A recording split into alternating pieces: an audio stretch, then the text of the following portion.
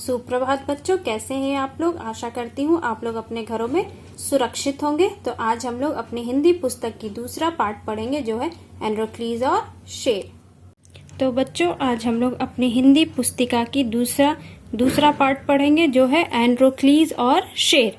तो आइए देखते हैं इस कहानी में क्या है। बहुत पुरानी बात है, रोम में एंड्रोक्लीज नाम का एक दास रहता था। उसका स्वामी बहुत ही निर्दयी था। वह उसे कई कई दिनों तक भूखा रखता और उसे बहुत काम लेता। काम में तनिकी सी भी देर या गलती होने पर कोड़ों से पीटा जाता। अपने स्वामी के व्यवहार से तंग आकर एक दिन एंड्रोक्लीज वहां से भागकर जंगलों में चला गया। वहां कई दिनों तक जंगलों में भूखा प्यासा भटकता रहा। उसके शरीर में ताकत नहीं बची थी। वह जमीन पर गिर पड़ा। तभी उसे किसी शेर के कहाड़ने और दहाड़ने की आवाज सुनाई दी।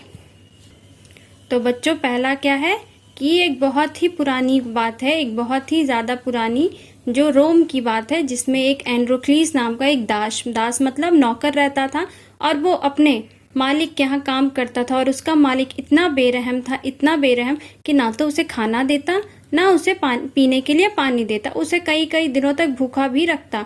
अगर काम में थोड़ा भी देरी होती तो उसे कोड़ों से मारता।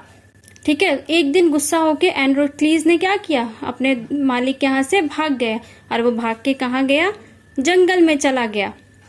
बहुत दिन तक जंगल में भूखा प्यासा भटकता रहा और फिर भूख प्यास से उसके शरीर में ताकत भी नहीं बची।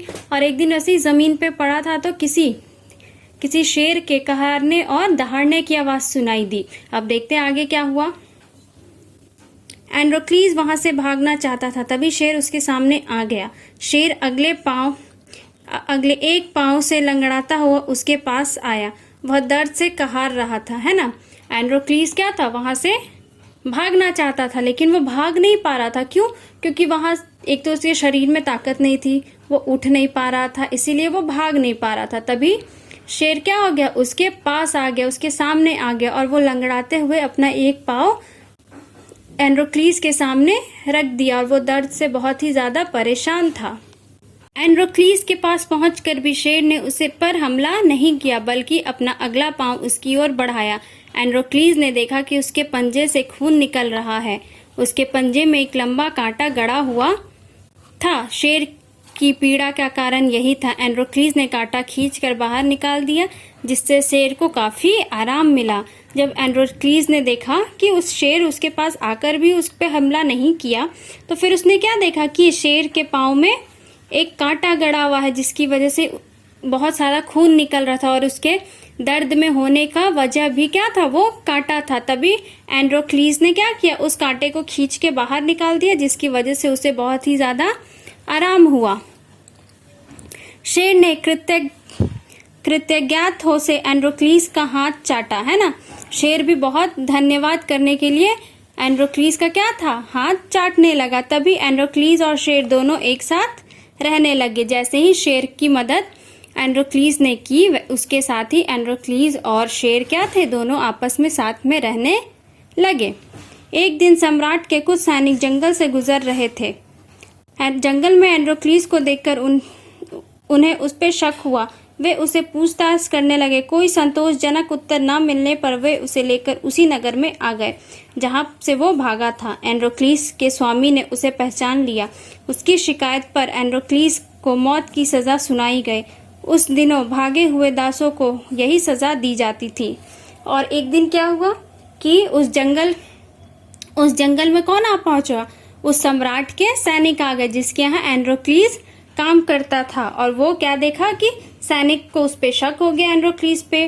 वो बहुत पूछताछ किए, लेकिन पूछताछ करने पे कोई भी संतोषजनक मतलब जो उनको सही जवाब नहीं मिला, तो उसने क्या किया, वो एंड्रोक्लीज को अपने साथ सम्राट के यहाँ ले गए। और फिर सम्राट ने उसे देखते के साथ ही पहचान लिया कि ये तो मेरा दास है ना। और उसे मौत की सजा सुना दी गई, क्योंकि उस जमाने में यही होता था, कोई भी अगर गलती करता था तो उसे सीधा मौत की सजा सुनाई दी जाती थी। बड़े अखाड़े में भूखे शेर के सामने डाल दिया जाता था। यह दृश्य देखने राजा और प्रजा दोनों आते थे। और उन्हें मौत की सजा कैसे दी जाती थी, एक अखाड़े में खुले मैदान में भूखे शेर के सामने, एक बहुत ही भूखा शेर के सामने डाल दिया जाता था ताकि वो भूखा शेर उसे खा जाए। और यह देखने के लिए राजा और प्रजा, मतलब राजा भी आते थे और नगर के सारे लोग भी आते थे देखने के लिए। निश्चित दिन पर एंड्रोक्लीस को भी अखाड़े में लाया गया। राजा का संकेत पाते ही पिंजरे से दरवाजा खोल दिया गया। शेर कई दिन तक भूखा था। पिंजरा खुलते ही वहां से एंड्रोक्लीस की ओर लपका, मगर यह क्या, शेर एंड्रोक्लीस पर हमला करने के बजाय पालतू जानवर की तरह उसके पैर चाटने लगे। और जिस दिन एक निश्चित समय दिन तय था कि एंड्रोक्लीस को आज मौत की सजा देनी है, तो उसे एक भूखे शेर के सामने डाल दिया गया। और वो शेर बहुत ही दिनों से भूखा था।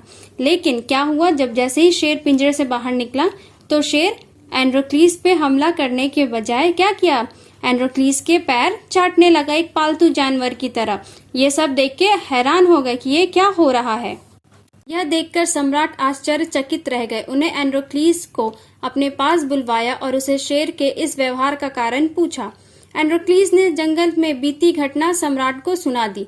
अब क्या हुआ कि सम्राट ने जब ये हाल देखा तो एंड्रोक्लीस को बुलाया और पूछा कि ये जंगली जानवर तुम्हारे साथ एक पालतू जानवर की तरह क्यों व्यवहार कर रहा है। तो एंड्रोक्लीस ने क्या किया, अपनी सारी बात सुना दी। एंड्रोक्लीस ने बात सुनकर सम्राट ने उसे क्षमा कर दिया। और एंड्रोक्लीस की बात सुन के सम्राट ने क्या किया, उसको माफ कर दिया और उसके स्वामी की दास्ता से भी मुक्त कर दिया और अपने गुलामी से भी उसे मुक्त कर दिया। और सम्राट ने शेर को भी जंगल में छोड़ दिया ताकि वो आजाद घूम सके। तो हमें इस कहानी से क्या शिक्षा मिलती है कि हमें बिना किसी स्वार्थ के दूसरों की मदद करनी चाहिए, है ना।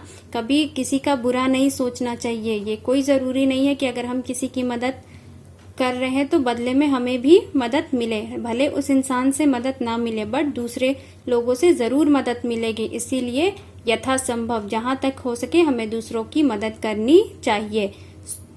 तो बच्चों, आप लोगों के पेज नंबर 17 में शब्दकोश दिया हुआ है ना। कठिन शब्द दिए हुए हैं और उसका अर्थ भी दिया हुआ है। तो वो आप अपनी रफ नोटबुक में होमवर्क में बना के याद भी करेंगे। यही है आज आपका होमवर्क। Thank you.